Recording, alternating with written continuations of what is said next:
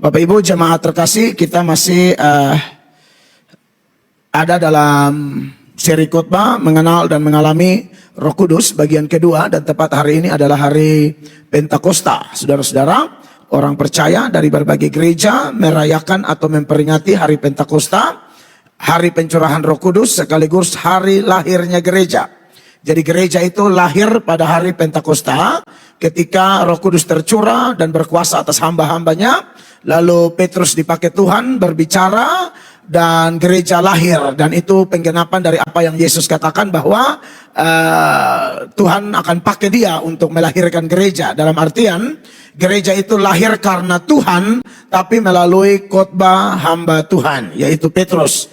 Jadi saudara, orang-orang yang pernah gagal itu kalau Tuhan pakai, Tuhan angkat dia, maka kita akan melihat bahwa sesuatu bisa terjadi luar biasa. Jadi jangan putus asa di saat kita, siapapun, mau pendeta, mau pengusaha, mau pejabat, kepala keluarga, ibu rumah tangga, siapapun. Semua kita tidak ada yang sempurna, kita bisa jatuh, kita bisa gagal, kita bisa salah. Tapi kalau kita masih hidup artinya masih ada kesempatan bangkit.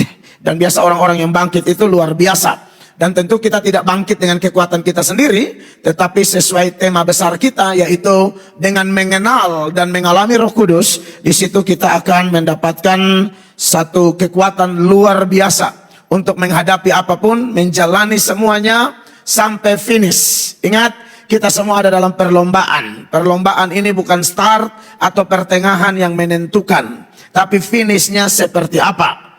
Nah, finish akan mampu kita alami ketika Roh Kudus berkuasa atas kita.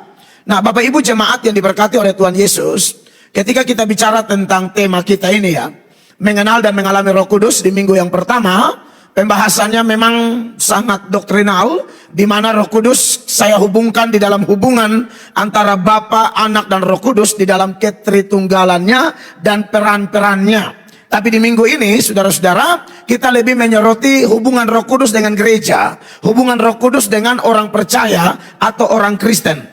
Maka dari itu, nats yang saya mau supaya kita baca bersama hari ini adalah Yohanes 14 ayat 16 dan ayat 17. Perhatikan ayat ini, kita baca dalam hitungan ketiga, 1, 2, dan 3.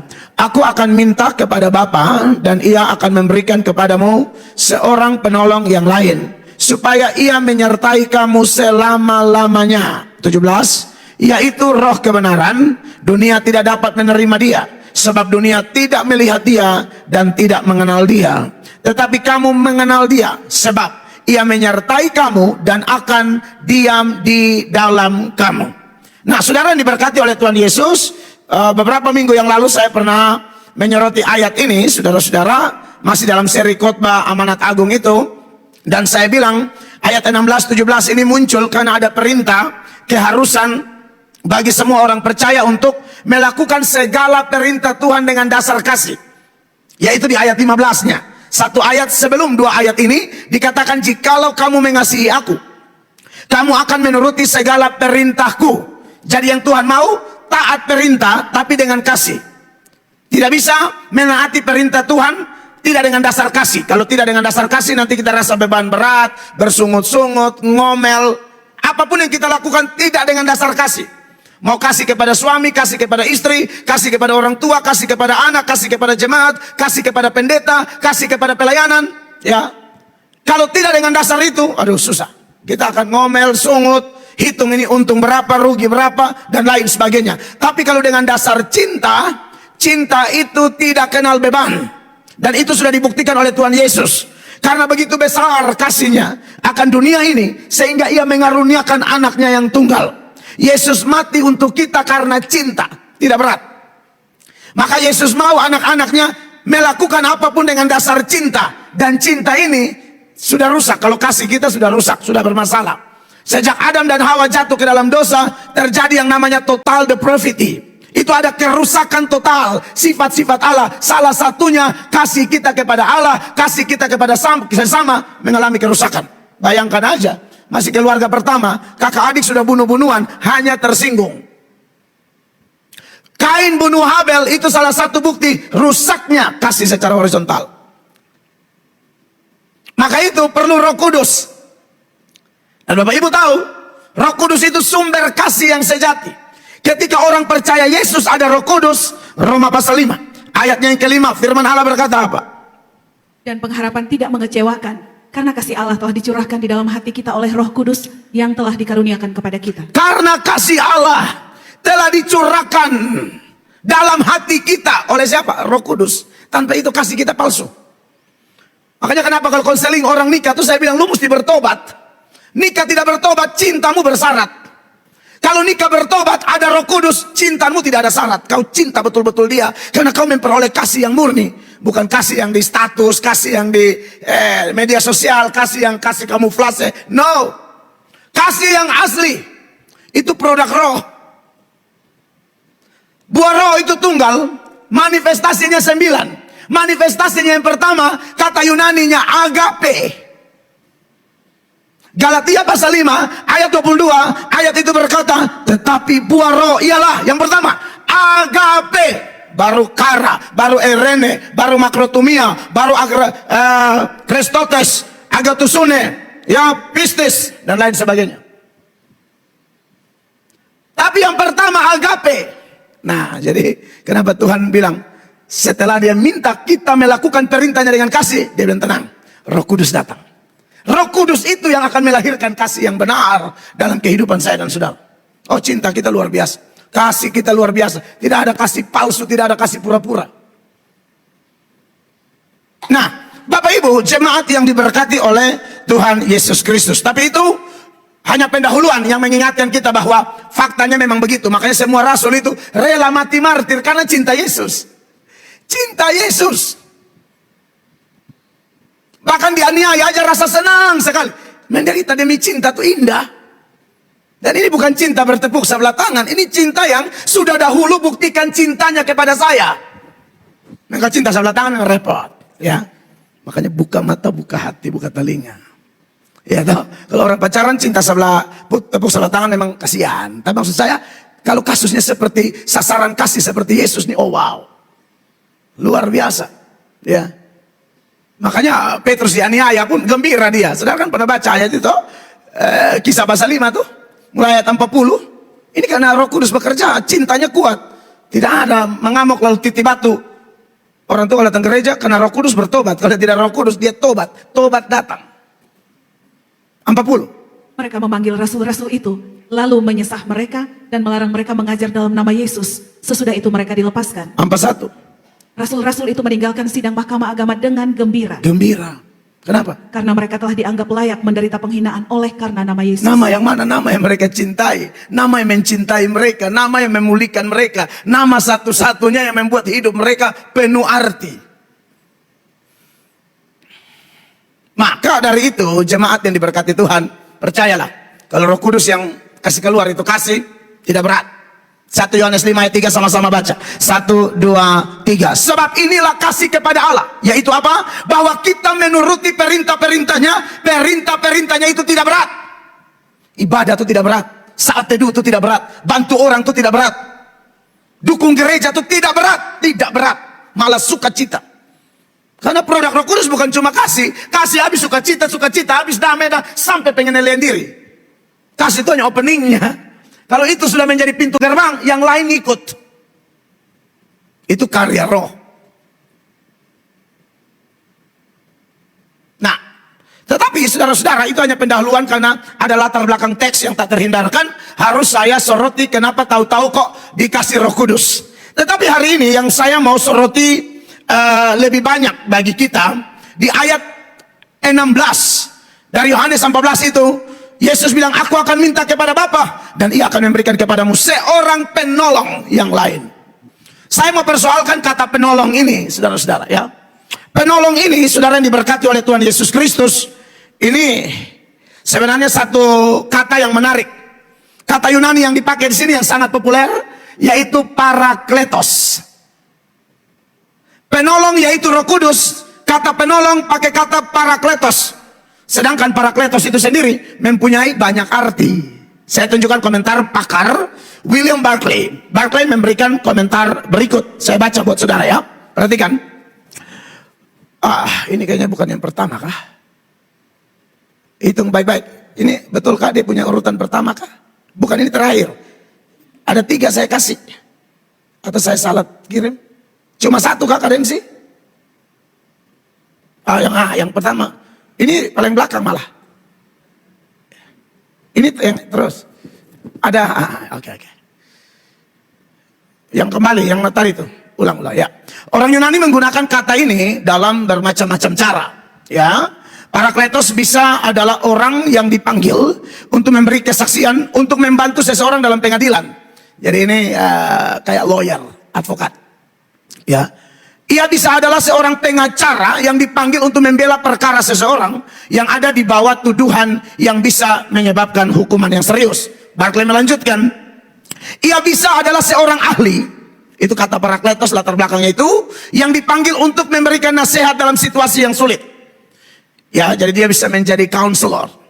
Bisa adalah seorang yang dipanggil pada waktu misalnya suatu kompi atau rombongan tentara sedang tertekan dan putus asa. Lalu Barclay menambahkan yang terakhir, untuk memberikan keberanian, semangat yang baru ke dalam pikiran dan hati mereka. Parakletos selalu adalah seseorang yang dipanggil. Parakletos selalu adalah seseorang yang dipanggil untuk menolong pada waktu kesukaran dan kebutuhan. Jadi arti dari parakletos itu banyak. Bisa penolong, bisa pengacara, pembela hukum, counselor, ya, bisa juga comforter atau penghibur. Tetapi dari begitu banyak arti, pada hari ini saya akan mau menyoroti salah satunya saja, ya, bahwa kita ini memang perlu yang namanya pembela. Maka sorotan saya untuk hari ini adalah parakletos dalam arti pembela, karena ada macam-macam arti. Hari ini saya mau bahas tentang pembela atau pengacara bagi kita. Menarik saudara-saudara, kalau kita bicara tentang parakletos ini, kembali kepada Yohanes 14 ayatnya yang ke-6 itu, jelas ayat itu mengingatkan bahwa Yesus bilang, aku akan minta kepada Bapa dan Ia akan memberikan kepadamu seorang penolong yang lain.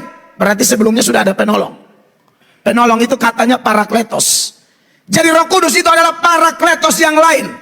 Sebelum Roh Kudus sudah ada parakletos. Parakletosnya siapa? Yesus itu sendiri. Ya.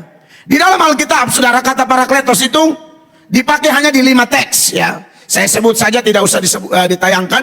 Yohanes 14 ayat 16 yang kita bahas. Lalu Yohanes 14 ayat 26. Yohanes 15 ayat 26. Yohanes 16 ayat 7. Keempat ayat itu Roh Kudus semua. Tapi ada satu kata atau satu ayat yang pakai kata parakletos, dan itu merujuk kepada Yesus. Dan dia pakai di situ kata pengantara dalam teks bahasa Indonesia. Terjemahan baru, terjemahan lama pakai kata pengantara. 1 Yohanes 2 ayat 1. Perhatikan Bapak Ibu. Anak-anakku, hal-hal ini kutuliskan kepada kamu supaya kamu jangan berbuat dosa. Namun jika seorang berbuat dosa, kita mempunyai seorang pengantara pada Bapa, yaitu Yesus Kristus yang adil. Garis bawahi kata pengantara. Pengantara itu pakai kata yang sama, parakletos. Makanya ketika Yesus bilang, saya akan minta parakletos yang lain, karena dia juga parakletos. Parakletos yaitu Yesus mau naik ke sorga, jadi harus diganti oleh parakletos yang lain. Ini saya perlu jelaskan kepada jemaat, ya. Nah, parakletos khusus di dalam 1 Yohanes 2 ayat 1 ini, memang artinya itu adalah pengacara, pembela, penasehat hukum. Kalau kita ada masalah hukum, kita butuh lawyer, kita butuh pengacara. Nah, arti kata ini juga diberikan kepada Roh Kudus. Makanya tolong terjemahan kata King James-nya, pengantara di situ pakai kata advokat. Coba tunjukkan. Saya tidak baca semua, ya, saya hanya baca bagian yang saya persoalkan. We have an advocate with the Father, Jesus Christ the righteous. Jadi advocate atau pengacara. Jadi itu benar. Jadi Roh Kudus itu bisa menjadi pengacara. Di sini ada terjemahan NIV tidak, Pak Dempsey? Di isi worship kita. NIV, New International Version. Oh, tidak ada. Dalam New International Version, dia pakai satu kalimat yang lebih menarik seputaran advokat, ya. Dia pakai kata kalimat ini, saudara-saudara, bahwa seorang pengacara itu disebut dengan one who speaks in our defense. One who speaks in our defense. Seseorang yang berbicara untuk membela kita. Nah, saudara-saudara, untuk Poin ini saya mohon beri perhatian, bahwa kenapa kita butuh pembela, kenapa kita butuh penasehat hukum, kenapa kita butuh pengacara yaitu Parakletos, karena ada tuduhan. Tuduhannya ada dua. Ada tuduhan dari Allah, ada tuduhan dari setan. Makanya perlu saya mulai dengan dua Parakletos ini. Ulang. Ada tuduhan dari Allah, ada tuduhan dari setan. Kalau untuk tuduhan dari Allah, itu bukan urusan Roh Kudus, itu urusan Yesus. Kapan Allah menuduh kita, Bapak Ibu jemaat? Saat kita berdosa di hadapannya. Dia akan tuduh, kamu berdosa, kamu menyalahi aturanku, kamu melanggar firmanku. Di sini Roh Kudus tidak bisa bela kita. Yang bela kita Yesus. Kenapa? Karena dia yang mati di Golgota. Tidak ada Roh Kudus mati di Golgota. Yang menjelma dan mati di Golgota adalah Yesus. Untuk apa? Membayar dosa kita, menebus dosa kita kepada Bapa. Jadi kalau kita berdosa, lalu kemudian Bapa menuduh kita, Yesus akan berdiri di hadapan Bapa dan berkata, Bapa, aku sudah mati untuk orang itu, untuk setiap dosa yang dia lakukan, aku sudah menyelesaikannya. Itu guna pengantara, itu lawyer dalam kasus Bapa menuduh lo ya. Setan menuduh itu urusan belakang, di situ Roh Kudus punya peran. Kalau Bapa menuduh, tenang, ada Parakletos, yaitu Yesus Kristus yang sudah menolong kita, menyelamatkan kita. Makanya dalam Roma pasal 8 ayatnya yang pertama dijelaskan di sana bahwa tidak ada penghukuman lagi bagi setiap orang yang sungguh-sungguh percaya kepada Tuhan Yesus. Perhatikan. Demikianlah sekarang tidak ada penghukuman bagi mereka yang ada di dalam Kristus Yesus. Iya. Jadi saudara-saudara, untuk kasus tuduhan Allah bukan urusan Roh Kudus, itu urusan Tuhan Yesus. Makanya kita semua ini kan masih bisa jatuh bangun toh. Salah. Nah itu dosa Tuhan Yesus sudah bayar. Memang ajaran begini ini kesannya kayak meremehkan. Tidak, ini benar. Tokoh Alkitab siapa yang sempurna? Adam baru dengar khotbah di ayat 2. Tadi kemarin saya ke KR di Pak Gilbert. Hari Jumat kemarin saya baru sampai Sabtu. Saya sempat singgung ini. Siapa di antara kita yang bisa terlalu hebat rohaninya sampai tidak bisa jatuh? Tidak ada kita sempurna di dunia nih. Mau pendeta kaliber sekalipun. Tidak ada. Adam baru dengar khotbah di Kejadian 2, Kejadian 3 lupa jatuh. Nuh berdapat perlindungan, turun minum mabuk sampai telanjang bulat. Abraham sudah pegang janji masukkan istri, akhirnya ambil Hagar, selesai, ambil tambah keturah lagi. Weh, berat. Musa bunuh orang. Mau masuk tanah Kanaan, Tuhan suruh apa? Musa, omong saja di batu itu. Ini contoh. Kan kelemahan orang ini macam-macam. Ada yang di emosinya. Musa itu agak emosional. Tuhan bilang omong, dia bisa pukul emosi punya kerja. Nah, ini dia. Jadi tidak semua marah itu benar. Kalau Musa punya marah, saya tidak benar. Apalagi cuma marahnya pendeta Melatok atau siapa-siapa, itu mesti evaluasi. Harus diperiksa. Makanya saya doakan, Tuhan tolong kalau saya marah, ini marah benar Tuhan. Beraniku berani benar. Jangan marah bodoh, berani bodoh. Nanti celaka. Bukannya dapat berkat, apa masalah. Akhirnya Musa memang tidak dapat berkat. Tuhan bilang, kau tidak masuk tanah, kau mati di gunung situ. Kau lihat saya dari jauh, bayangkan sudah bawa capek-capek tidak ada hasil. Kerja capek-capek tidak menikmati, itu kan kasihan. Daud, kurang rohani apa Raja Daud? Membangunkan fajar, doa paginya keren. 1 hari 7 kali berdoa. Lihat perempuan langsung mati abalar, sapa. Kirim informan, cek siapa? Si kedua pembini. Hah? Eksekusi. Angkut, bayangin aja lihat. Tapi saudara tahu toh, Tuhan pukul dia ngeri. Tidak masuk neraka, hanya di bumi lu hancur. Masa neraka sana akan, tapi berkat hilang banyak. Anak laki-lakinya perkosa anak perempuannya. Absalom balas bunuh Amnon karena Amnon perkosa Tamar. Absalom kudeta papanya, ngeri. Masuk surga? Iya. Musa masuk surga, tapi kehilangan banyak berkat. Jadi kalau saya kutip ini ayat, oh Yesus Parakletos. Oke. Pada waktu kita berdosa, Yesus bela di depan Bapa. Bapa, saya sudah mati untuk dia, juga sudah tebus dosa-dosa itu. Amin. Tapi konsekuensi di bumi, tidak ada urusan itu. Tuhan mesti pukul kita. Karena kita anaknya, dia Bapa. Siapa ku kasih, ku tegur. Tegur, sendengar, hajar. Itu rumus. Soal masuk neraka tidak mungkin. Karena ada 2 jenis dosa. Dosa mendatangkan maut, dan dosa tidak mendatangkan maut. 1 Yohanes 5, 16. Perhatikan. Kalau ada seorang melihat saudaranya berbuat dosa, yaitu dosa yang tidak mendatangkan maut, hendaklah ia berdoa kepada Allah dan Dia akan memberikan hidup kepadanya, yaitu mereka yang berbuat dosa yang tidak mendatangkan maut. Ada dosa yang mendatangkan maut, tentang itu tidak kukatakan bahwa ia harus berdoa. Iya, jadi ada dua jenis dosa di sini jelas Bapak Ibu. Dosa yang mendatangkan maut adalah dosa yang dilakukan oleh orang-orang Kristen palsu yang sesungguhnya bukan Kristen. Itu pasti masuk neraka. Tapi anak-anak Tuhan yang sudah terima Yesus masih bisa jatuh. Nah, dosa itu tidak akan bawa kita ke neraka, tapi tentu ada konsekuensi-konsekuensi. Ya, seperti kehilangan berkat, bahkan bisa kehilangan damai sejahtera. Sukacita hilang. Hidup seperti semua ada yang materi Tuhan tidak hantam, tapi Tuhan bermain di feeling, pikiran. Itu ada tuh ayatnya. Ya, di Imamat, kalau tidak salah ya, pasal 26 ayat 46 bilang apa? Ulangan 28 46. Ulangan 28 ayat 46. Ulangan 26 ayat 46. Kalau tidak usah terlalu banyak cara ini. 26 ayat 46. Ulangan 26 ayat 46. Ada kak? Oh, tidak ada, berarti sudah selesai sudah. Intinya ayat itu mengingatkan bahwa orang yang tidak mengabdi kepada Tuhan, ujung-ujungnya damai sejahteranya hilang semua. Ya, kalau tidak salah, saya lihat cepat ya.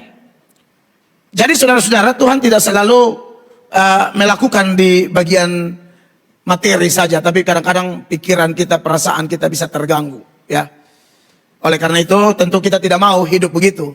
Hidup di dunia ini kan butuh sukacita, butuh damai. Ya, nanti mungkin lain kali saya ingat baru saya tunjukkan ayatnya. Hidup di dunia ini butuh damai, butuh sukacita, tapi kadang-kadang Tuhan ketuk sedikit, ya. Atau kita lari ke ayat lain saja, Mazmur 107. Ayatnya yang ke 10. Tolong tunjukkan. Ada orang-orang yang duduk di dalam gelap dan kelam, terkurung dalam sengsara dan besi. Iya, ada orang-orang yang duduk dalam gelap dan kelam, terkurung dalam sengsara dan besi. 11. Karena mereka memberontak terhadap perintah-perintah Allah dan menista nasihat yang maha tinggi. Ayat 12. Maka ditundukkannya hati mereka ke dalam kesusahan. Itu dia. Mereka tergelincir dan tidak ada yang menolong. Ini ayat dengan jelas Tuhan bilang, maka ditundukkannya hati mereka ke dalam kesusahan. Ya, kadang-kadang kita yang melawan Tuhan masih enak, pakaian masih bagus, mobil masih bagus, rumah bagus, tapi tidak ada damai. Tidur gelisah, bola balik tidak jelas, khawatir, gelisah. Jadi itu manifestasi teguran-teguran Tuhan yang bisa terjadi di dalam kehidupan saya dan saudara. Maka dari itu sebagai anak Tuhan Yesus Kristus tentunya kita harus perhatikan ini. Data lain yang saya maksudkan tadi sudah saya ketemu, Ulangan 28 ayat 65. Engkau tidak akan mendapat ketentraman di antara bangsa-bangsa itu. Tidak ada. Dan tidak akan ada tempat berjejak bagi telapak kakimu. Tuhan akan memberikan di sana kepadamu hati yang gelisah, mata yang penuh rindu dan jiwa yang merana. Saudara lihat, kau tidak akan tentram. Ini Tuhan yang kasih, Tuhan yang buat. Tuhan akan memberikan di sana hatimu gelisah terus. Makanya kalau ada yang begini anak Tuhan, cepat minta ampun, cepat. Nanti kita belajar terus. Jangan cari kesalahan orang lagi, langsung selesaikan di akar. Supaya tenang, kalau tidak tenang. Gelisah terus. Karena ada orang suka gelisah begini, kesalah ini, kesalah itu. Tambah gelisah. Selesaikan di akar, bukan lempar sana, lempar sini. Adam dan Hawa itu tidak ada pemulihan karena Tuhan tanya Adam, Adam kesalah Hawa. Tuhan tanya Hawa, Hawa kesalah ular. Untung Tuhan tidak tanya ular. Tuhan tanya ular, ular dan dua. Kita kan hanya menggoda saja, suruh mau buka pintu. Kan begitu. Iblis memang harus ada untuk menggoda. Kita yang harus jaga pintu. Iblis atas seizin Tuhan memang sengaja belum dihukum untuk goda kita. Supaya ada hidup itu ada perjuangan sedikit saja hidup enak-enak. Mau enak di sorga, di sini belum. Terus jiwa merana habis apa lagi? 6. Hidupmu akan terkatung-katung. Siang dan malam engkau akan terkejut dan khawatir akan hidupmu. Berat. Khawatir, terkatung-katung. Hidup sudah tidak jelas. Siang dia minta malam, malam dia bilang, siang kembali. Hidup pokoknya. Lihat aja 67. Pada waktu pagi engkau akan berkata, kalau malam sekarang. Dan pada waktu malam engkau akan berkata, kalau pagi sekarang. Karena kejut memenuhi hatimu dan karena apa yang dilihat matamu. Sebenarnya bukan masalah malam atau pagi, bukan. Bukan masalah siapa gubernur, siapa wali kota, siapa presiden, bukan. Hatimu bermasalah dengan Tuhan Allah. Jadi harus pemulihan di situ, kalau tidak repot. Ya. Jadi ada dendam-dendam dari mertua dong. Tolong pengampunan, pemberesan. Piko omong babae. Kirim tar susu satu. Ini jangan berlarut-larut lah, kakak adik, saudara. Jangan ikut gaya-gaya dulu, damai sudah tunggu Natal, sakal mati Agustus. Masih acara biar Natal, sampai Juli, ya kan? Maka dari itu, saudara diberkati oleh Tuhan Yesus, itu perlu diwaspadai. Nah, kekasih-kekasih Tuhan itu adalah ketika Tuhan mendakwa kita, anak-anak Tuhan, Yesus sudah bela kita. Tetapi saya juga tekankan, hukuman-hukuman lahiriah masih bisa terjadi sekalipun tidak mengganggu keselamatan kita. Maka dari itu, kalau mau tetap diberkati, tetap sukacita, tetap harus jaga kekudusan. Tetap harus hormat firman Allah, jangan bermain-main dengan dosa. Kalau mau hidup bahagia, kalau mau dipukul Tuhan tiap hari, ya terserah. Kalau saya tidak mau. Masalah sebegini banyak orang serang kita kiri kanan, kita berdosa dengan Tuhan Allah, woi kalah 2 kali. Mau satu dunia serang kita, tapi kita beres dengan Tuhan, lu kumpul tambah. Nggak ngefek. Lu kumpul tambah, lu maki tambah, nggak ngefek. Jangan mereka sudah maki kita lah. Kita dan Tuhan juga tidak beres. Baca Alkitab juga berantakan, saat teduh juga berantakan, ibadah juga hitung-hitungan, menabur dan Tuhan juga hitung-hitungan, pelayanan tidak jelas, amburadul. Nah, sekarang kita maju kepada tuduhan iblis. Di sini baru Parakletos Roh Kudus itu datang membantu kita, membela, menjadi pengacara bagi kita. Ya, saudara diberkati oleh Tuhan Yesus Kristus. Menarik bahwa bicara tentang iblis ya. Iblis itu bahasa Inggrisnya devil. Diturunkan dari kata Yunani diabolos. Diabolos itu bisa berarti pemfitnah. Jadi suka fitnah orang, itu anak setan memang. Betul Bapak Ibu. Saudara tidak tahu orang pun duduk berdiri, omong orang pun, itu setan punya anak itu. Fitnah siapa saja. Fitnah itu setahu Anda tidak tahu apa-apa, Anda tidak tahu persis, hanya hoax, Anda sebarkan. Setan punya anak. Makanya kalau dengar orang lain masalah lebih baik diam, kecuali tahu duduk berdiri persis. Itu pun bahas cari solusi, bukan bahas untuk bersenang-senang di atas penderitaan orang. Selain pemfitnah, dia penuduh dan pendakwah. Nah kata iblis diabolos ini yang dipakai di Wahyu pasal 12 ayatnya yang ke-9, di mana firman Allah itu berkata, dan naga besar itu si ular tua yang disebut iblis atau satan. Iblis bahasa Yunaninya, satan bahasa Ibraninya. Ya, jadi itu persan yang sama tapi sebutan dalam 2 bahasa berbeda. Setan ya iblis, setannya bahasa Ibrani, iblis diabolos bahasa Yunani. Ya. Yang satu berarti pemfitnah, pendakwa, dan penuduh. Kalau Satan itu pemberontak, pelawan, nah itu semua. Itu semua ada di setan. Dan masih banyak arti lain seputaran setan. Nah, saudara yang diberkati oleh Tuhan Yesus Kristus, setan ini karena dia adalah pemfitnah, penuduh atau pendakwa, cara dia mendakwa manusia itu bermacam-macam. Ya. Yang pertama, saudara-saudara, setan itu suka mendakwa kita di hadapan Allah. Jadi setan itu tidak senang kalau Tuhan memberkati kita. Setan tidak senang kalau kita bahagia. Kalau Tuhan beri berkat, Tuhan angkat kita, aduh setan paling tidak suka. Apalagi kalau Tuhan puji-puji kita, setan paling tidak suka. Ingat, Tuhan itu bisa puji hamba-hambanya loh. Tuhan tuh puji orang, bukan kita cuma puji dia.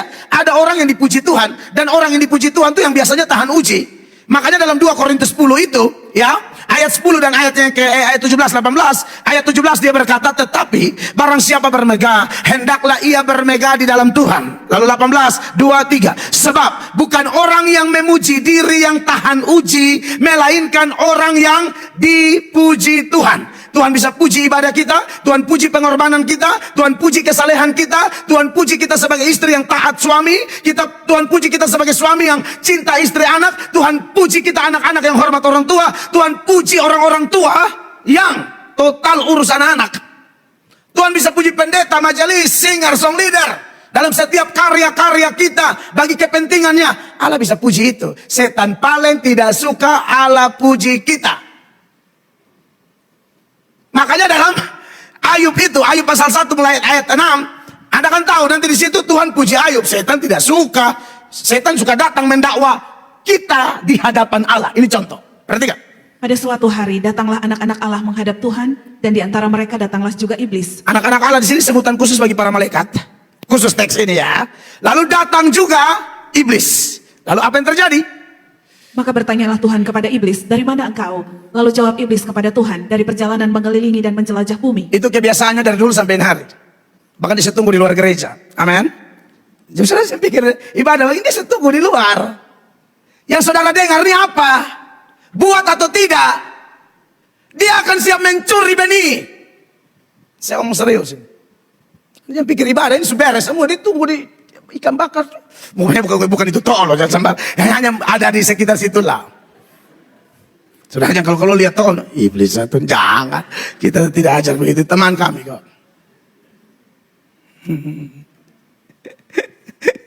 Saudara, jalan keliling dunia. Lalu Tuhan bilang begini, 8. Lalu bertanyalah Tuhan kepada iblis, apakah engkau memperhatikan hambaku Ayub? Sebab tiada seorang pun di bumi seperti dia, yang demikian saleh dan jujur, yang takut akan Allah dan menjauhi kejahatan. Jelas ini sebuah pujian. Allah puji kesalehan dan kerohanian, keimanan dari Ayub. Setan langsung respon. Selesai puji ayat 8, dia sambar di ayat 9. Lalu jawab iblis kepada Tuhan, apakah dengan tidak mendapat apa-apa Ayub takut akan Allah? Itu sama kayak saudara kalau ada orang cerita, orang pun kelebihan, orang wih satu diberkati. Sama. Saudara ke iblis. Benar. Kenapa saudara protes? Kenapa? Kok orang cerita orang pembel. Wih dia tuh sekarang lu santam.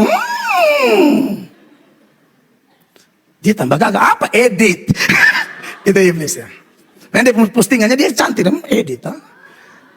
Andai kata dia edit. Maksud saya karena kebiasaan iblis kayak begini, tolong tahan. Tak usah langsung benar ini saya ngomong, tolong jangan sambar dulu. Ya. Lain hal kalau memang pujian orang suka puji kan bisa pujian salah, ini pujian benar. Karena ada orang puji orang salah. Nah itu menurut saya tidak ada masalah. Ya. Ini pujiannya benar gitu loh. Kalau pujian salah lalu Anda protes tidak ada masalah. Tapi kalau pujian benar karena hanya Anda iri hati karena dulu pacaran son jadi dan dia jadi dengan nonce. Ya. Saudara akhirnya okto kan. Nah disitulah masalahnya. Jadi kekasih Tuhan langsung dia protes, dia dakwah, dia itu begini karena diberkati. Coba Tuhan proses dia. Setan suka begitu, bisa dia dakwah itu. Dan yang paling tidak enak sebenarnya sebagai ukuran manusia, kalau Tuhan juga izinkan seperti kasus ini, ya bukan Tuhan terpengaruh, sebenarnya Tuhan mau kasih tunjuk bahwa hambaku punya iman luar biasa. Lu pikir dia nih setia nih hanya karena diberkati saja? Mari saya proses ekonominya sedikit, saya proses kesehatannya sedikit. Dia tidak akan mundur. Dan saudara yang diproses Tuhan, karena kasus seperti ini jangan takut, Anda pasti kuat. Karena Tuhan yang izinkan. Tidak mungkin Allah bikin susah kita ya. 10. Bukankah engkau yang membuat pagar sekeliling dia dan rumahnya serta segala yang dimilikinya? Amin. Apa yang dikerjakannya telah kau berkati dan apa yang dimilikinya makin bertambah di negeri itu. Setan tuh lihat, Ayub nih dipagari Allah. Saudara lihat, bukankah engkau yang membuat pagar yang pertama? Dia, Ayub kemana-mana tuh seperti ada pagar Allah. Ini bisa diartikan juga dengan banyak cara, anugerahnya, kesetiaannya. Bahkan malaikat bisa berkhidmat di sekeliling orang-orang yang takut akan dia. Bukan cuma itu, dan rumahnya. Bukan cuma itu, serta segala yang dimilikinya, anak, cucu, harta benda. Tapi akhirnya habis karena memang Allah cabut sebentar itu pagar. Selesai. Jadi Allah bisa izinkan itu ya. Nah, jadi saudara-saudara, setan itu memang pendakwah. Juga kita bandingkan dengan data lain di Wahyu tadi, pasal 12 ayat 9, dahulu berayat 10 dikatakan. Dan aku mendengar suara yang nyaring di sorga berkata, sekarang telah tiba keselamatan dan kuasa dan pemerintahan Allah kita, dan kekuasaan dia yang diurapinya, karena telah dilemparkan ke bawah pendakwa saudara-saudara kita, yang mendakwa mereka siang dan malam di hadapan Allah kita. Dia akan dakwa kita siang dan malam di hadapan Allah. Tes dia dulu Tuhan, omong kosong tuh, coba tes dulu. Tiap malam, siang malam iblis tidak akan berhenti mendakwa kita di hadapan Allah. Siang malam itu ayat bilang. Tapi sepanjang kalau kualitas iman kita benar seperti Ayub, ya serahkan ke prerogatif Tuhan. Kalau memang atas dakwaan itu Tuhan izinkan proses kita, terserah, kita pasti kuat. Itu yang pertama salah satu macam dakwaan setan. Yang pertama dia mendakwa kita di hadapan Allah. Yang kedua dia kasih terbalik. Dia mendakwa Allah di hadapan kita. Dia mendakwa Allah di pikiran kita, di perasaan kita. Ini yang dia lakukan ketika dia menjatuhkan Adam dan Hawa. Dalam Kejadian pasal 3 mulai ayat 1, dia mempersalahkan Allah. Jangan percaya Allah tuh. Lihat, ini adu domba kan. Di hadapan Allah dia jelek-jelekan kita. Di hadapan kita dia jelek-jelekan Allah. Ini orang bilang divide et impera, adu domba. Itu bukan metode Belanda, itu metode setan. Jadi kalau ada kita yang suka jelekan A di hadapan B, jelekan B di hadapan A, berharap A dan B bakal lain. Saudara tahu saudara siapa pun anak paling kecil. Kok kenapa suka begitu? Nggak boleh dong. Kita ini peacemaker, bukan troublemaker. Orang yang mengusahakan damai, bukan membawa kekacauan. Seorang suka kelahi begitu, bukan kau tempi kasih damai kok. Apa? Aduh tambah lah. Dia ada omong nama. Bisu dengar ayat. Saudara hati-hati loh. Saudara kalau kena di orang rohani tinggi, dia mungkin tidak telan bulat-bulat omonganmu. Tapi kalau kena yang apa? Saya KKR di Namsain, satu bapak datang tangan suta gantong. Kenapa? Satu kampung dipotong dia dalam rumah. Karena tim doa bilang, yang Suanggi bukan orang Jawa. Biasa datang minum-minum kopi jam 3. Nah ini bapak saya. Domin tunggu apa lagi? Bala, putus. Namsain rumah 7. Anda lihat ini tim doa dan juga hati-hati. Di pengadilan aja, orang tidak bisa buktikan Suanggi. Kalau bisa doa karena mana aku punya om yang Suanggi. Bayangkan saya. Ini hati-hati, kurang ajar tim doa begini nih. Ada di sebelah kiri. Bayangkan ini kan, jangan dong. Tolong saudara kalau tim doa begitu, saudara tolong tegur dia. Ibu jangan sembarang ya, tegur dia.